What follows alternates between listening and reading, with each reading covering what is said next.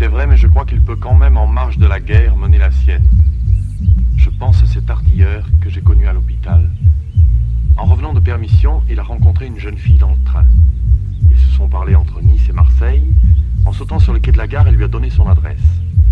Eh bien, pendant 2 ans, tous les jours, il lui a écrit frénétiquement depuis les tranchées, sur du papier d'emballage, la lueur des bougies, même quand les obus pleuvaient, des lettres de plus en plus intimes. Au début, il commençait « Chère mademoiselle » et terminait par « Mes hommages respectueux ». À la 3e lettre, il l'appelait « Ma petite fée » et lui demandait une photographie. Puis ce fut « Ma fée adorable ». Puis « Je vous baise les mains ». Puis « Je vous baise le front ». Plus tard, il lui détaille la photographie qu'elle lui a envoyée et lui parle de sa poitrine qu'il a cru deviner sous le peignoir. Et bientôt, il passe au tutoiement. « Je t'aime terriblement ». Un jour, il écrit à la mère de cette jeune fille pour lui demander sa main.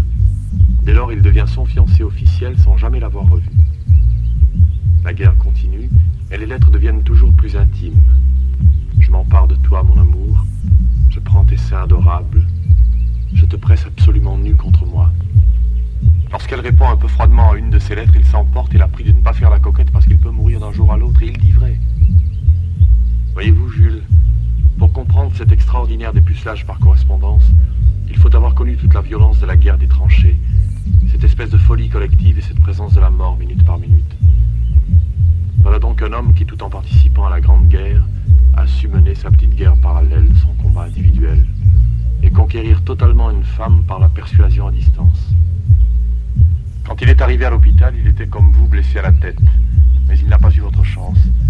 Il est mort après la trépanation, la veille même de l'armistice. Dans sa dernière lettre à sa fiancée inconnue, il écrivait « Tes seins sont les seuls obus que j'aime ». Je vous montrerai une série de photos que j'ai de lui. En les regardant vite, on croit le voir bouger.